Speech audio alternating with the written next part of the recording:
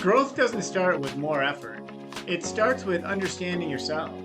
You have to realize who you are in your internal dialogue and what defines you.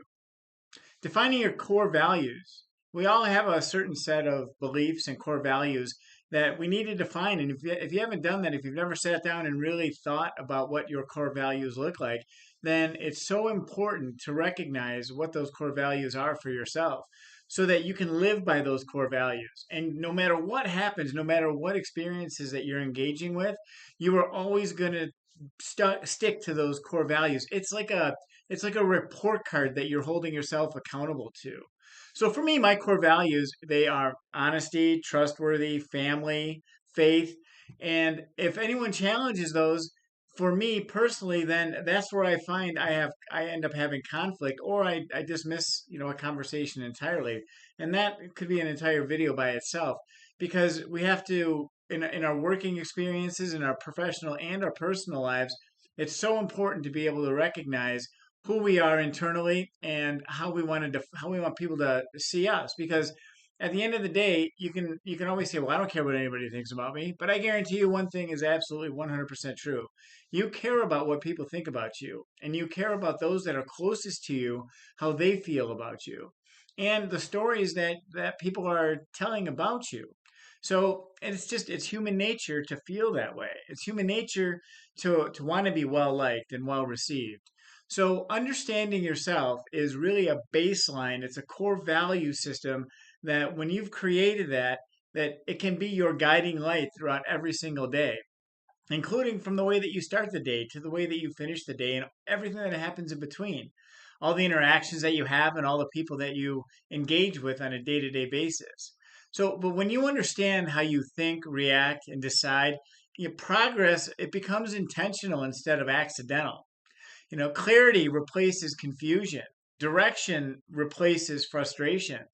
This video is about learning how to work with yourself and not against yourself. You have to define again who you are and what that looks like for you so that you can be as productive as you can possibly be, maintaining a quality of life for yourself, mentally and physically. Balance is the key. So when you find that balance in all things throughout, from the time you start the day into the time that you finish the day, then you know that you can expect how you're going to respond to certain situations in both your personal life and your professional life. So, but defining that really is the key to minimize frustration and minimize the negative self-talk and minimize confusion and enhance clarity and direction and and how you feel about yourself. And living a life of continual growth and learning is really a key concept that I've learned over the years. I've been in the trenches. I've lived it in sales and business ownership, entrepreneurship, founders. I've done a lot of, I've experimented with a lot of different businesses like multi-level marketing and retail business. I owned a mattress and furniture store for 8 years. I also sold in all kinds of different environments. I sold photocopiers at a younger age. I sold power sports. I owned a power sports dealership. So my point is that I have so much experience and I've learned so many different things from all the experiences that I've engaged in, that I thought that it was important for me to be able to share a lot of that with you, because I feel that throughout my life I've always lived in response to a lot of the situations that I've in my work environment, my personal life. So I wanted to give something back, and I know that people will be able to resonate with the way that I've learned, the way that I've grown. And I've committed to a lifelong of learning and growth, which I think is so important. And once you commit to that, once you commit to living a life of growth and prosperity and gratitude, graciousness, and you find the balance between your core values and what that looks like for you. I have three beautiful children that are now adults, and I had the greatest pleasure of being able to watch them grow and see how they've evolved into the young adults that they are today. And it's with great pride that I know that when people talk about my children and they tell me how respectful they are and how inviting they are and how easy they are to talk to, that those are lessons that they learned from myself and their mom. So that's a testament to my core values and how I've honed in on those so that I can bring those to my children.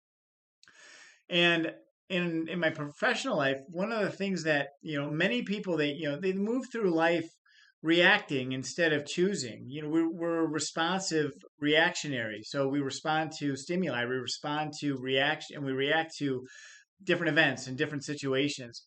But if you define who you are internally, then you really don't have to make difficult choices because your choices are going to be based on your core value system. And I talk a lot about personal inventory. And when we take a personal inventory of ourselves, it's so critical at that point that we really get to learn how we think, how we feel.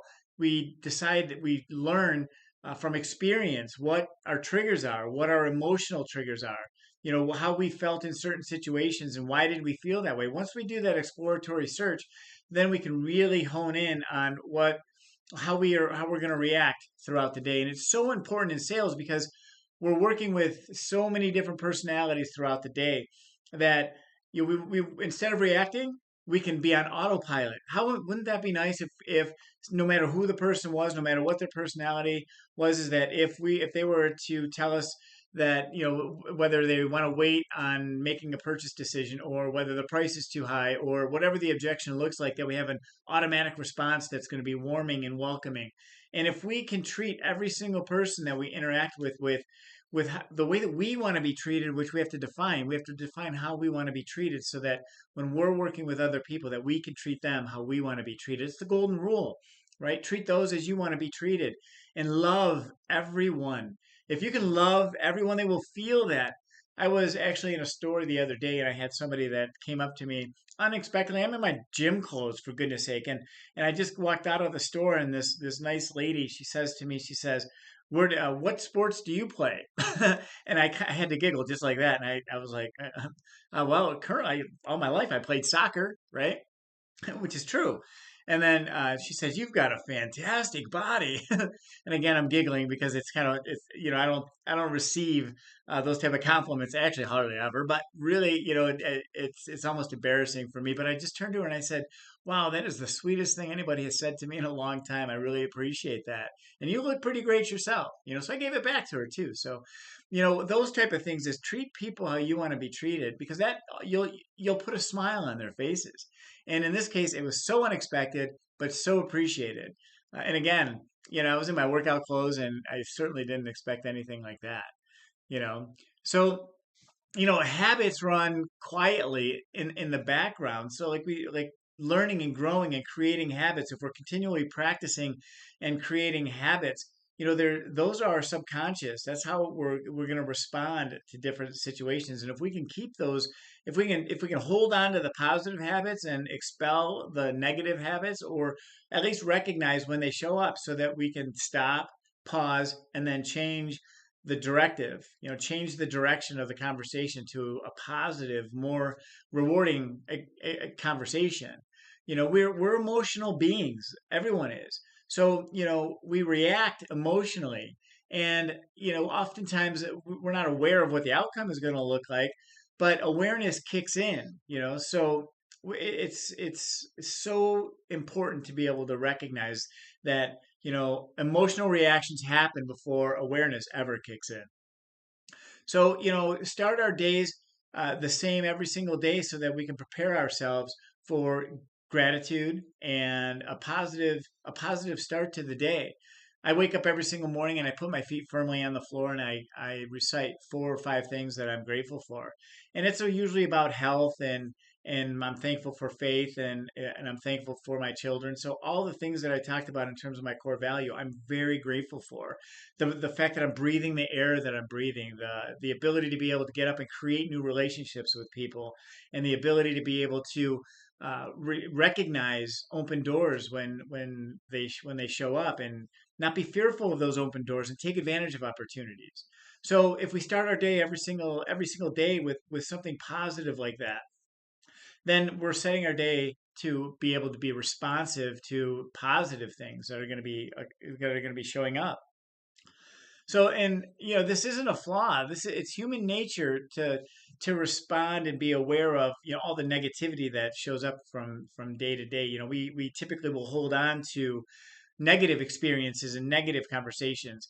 But recognizing that they exist and turning them into positive is what I'm talking about. That's what we have to learn to do. And it's a skill. It's a skill that has to be practiced over and over and over again.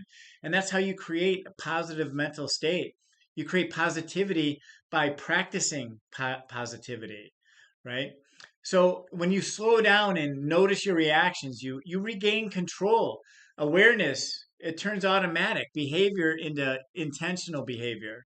So let me say that again. When you slow down and you notice reactions, you regain control. Awareness turns automatic behavior into intentional behavior. So when you practice those things, then it becomes automatic. And temporary experiences, they often shape our permanent beliefs. We all have limiting beliefs, but again, everything is about recognition. When we recognize that those limiting beliefs show up, it's so important to be able to turn those into positives. Ask yourself questions. Ask yourselves, where is the positive in this? Even in the most dire of situations. And I recently, a year ago, almost to the day, I lost my mom, and a lot of that was very emotional. And I could have cursed God, and I could have cursed this, but my mom, she was in her 80s, so I turned it to the positive, and I knew that she was going to a better place, and I knew that her suffering would end, and I knew that she gave everything that she possibly could have every single day that she was with us. And I was so grateful for my mom. And it turned those tears, it shut the tears off and just put a big smile on my face, knowing that she was going to the kingdom where I'll see her later on.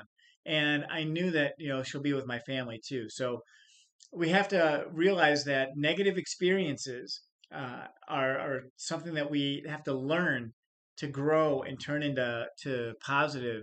We have to turn it around to positive. And there's always positives in absolutely everything that we do, think, and feel. So we can in life, throughout our lives, we'll notice that we go through seasons of ups and seasons of downs, and seasons of setback. And if we hold on to those setbacks in those periods, then that's what creates our limiting story. Those are the stories that we often will share with people, whether it's about our health, or whether it's about an experience with our work, or whether we're complaining about things that we have no control over, meaning whether it's the government or choices and that kind of thing. So hold on to the idea that recognition is key. Recognize when those conversations show up, and be willing to turn those around to positive. There's always a positive in every story, every situation. And our circumstances, they provide feedback, not definition. They don't have to define us. If we allow our circumstances to completely define us, both positive and negative, again, we attract the negative more so than we do the positive. But we have to train ourselves, learn and grow to attract the positive and create the conversation of positivity. And that's what maintaining a positive mental state is all about. And real growth, it requires looking in the mirror with honesty, looking in the mirror and saying, who are you today? When you wake up in the morning, you're staring in the mirror when you're brushing your teeth. Have fun with it. Who are you going to be today? Are you going to be the best salesperson? Are you going to be the best professional? Are you going to be the best doctor, lawyer, accountant, whatever you do for a living? Who are you going to be? Who are you going to show up today? And look in the mirror honestly. Recognize your faults in that same scenario. Look at what happened throughout the day and reflect and see how you responded to that.